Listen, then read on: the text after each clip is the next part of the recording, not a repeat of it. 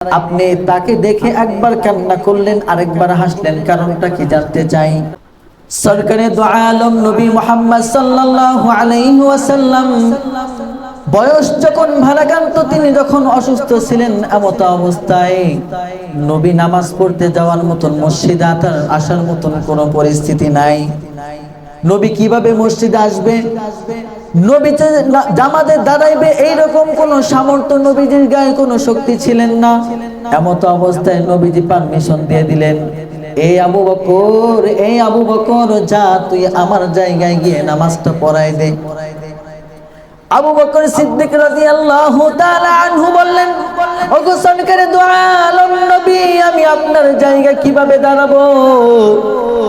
সবাই কান্না করতেছে, আহারে নবীজি আমাদের মাসুক ছিলেন, নবীজি আমাদের মাহবুব ছিলেন, আমরা নবীজির আশিক, আজকে আমরা নবীজির পেছনে নামাজ পড়তে পারতেছি না, আজকে নবী অসুস্থ, মুখে বড় ব্যথা নিয়ে, বুকে বড় বেদনা নিয়ে নামাজে দাঁড়ায় গেছেন সিদ্দিক আকবর। আবু বকর সিদ্দিক রাদিয়াল্লাহু তাআলা আনহু নামাজে দাঁড়ায় গেছেন। সরকারে দো আলম নবী মুহাম্মদ আম্মা জান আয়েশা সিদ্দিকা রাদিয়াল্লাহু তাআলা তাকে বললেন, ওগো আয়েশা, তুমি একটু আমাকে একটু আস্তে করে একটু আমাকে একটু উপরে তোলো, তোমার ঘাড়টা একটু আগায় দাও, আমাকে একটু উঁচু করো। আম্মা জান আয়েশা বললেন, ইয়া রাসূলুল্লাহ, ইয়া হাবিবাল্লাহ, কেন? রাসূল বলেন, আজকে আমি দেখতে চাই আমার সাহাবীরা কেমন ভাবে নামাজটা আদায় করে। আমি এতদিন পর্যন্ত তাদেরকে কি শিক্ষা দিলাম, কি শিক্ষা নিল, আজকে আমি সেটা দেখতে চাই। হুজরাখানা থেকে জানালার সামনে দাঁড়ায় গেলেন, দাঁড়ায় গিয়ে দেখেন সিদ্দিক আকবর নামাজে দাঁড়ায় গেছেন। সুবহানাল্লাহ, আওয়াজ দিয়ে বলেন সুবহানাল্লাহ।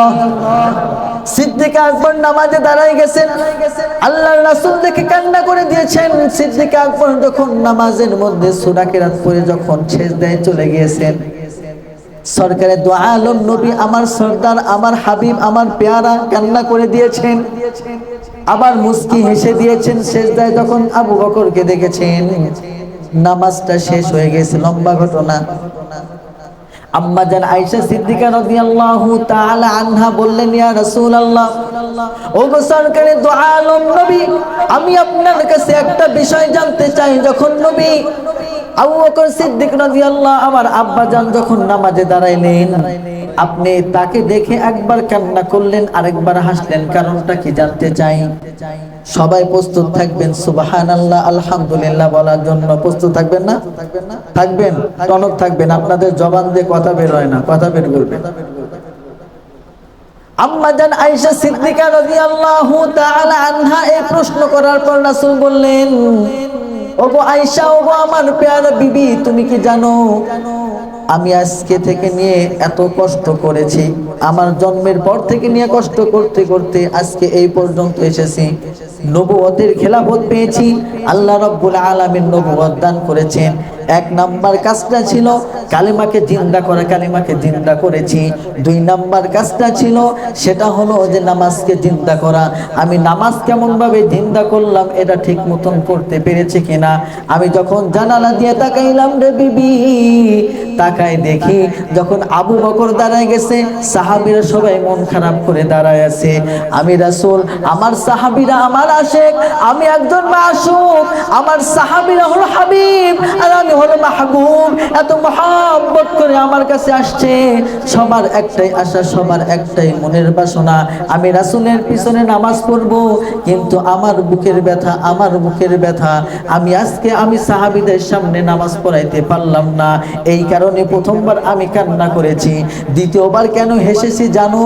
আমার মুস্কি হাসির কারণটা হলো ওই সাহাবী আবু বকর সিদ্দিক রাদিয়াল্লাহু তাআলা আনহু যখন রুকু থেকে নিয়ে সিজদায় চলে গিয়েছে, সাথে সাথে সমস্ত সাহাবীরা তার ইতাআত করে, তার অনুসরণ করে সবাই সিজদায় গিয়েছে। নামাজের মধ্যে সব চাইতে আল্লাহ তাআলার নিকটে প্রিয়তম জিনিসটা হলো আল্লাহর রূহানি কদমে সিজদা করা। যখন আবু বকর সিজদা করেছে, সাহাবীরা যখন সিজদা করেছে, আল্লাহ যদি আমাকে হাসরের ময়দানে জিজ্ঞাসা করে, হে মুহাম্মদ, তুমি তো দুনিয়াতে গিয়েছিলা, নামাজকে জিন্দা করেছো কিনা, আমি অন্য কিছু দিতে পারবো না, আমি আল্লাহর কাছে বলবো আবু বকর ইমামতি করেছিল আর আমার সাহাবীরা সবাই ইতাআত করে তোমার রুহানি কদমে সিজদা করেছে সুবহানাল্লাহ।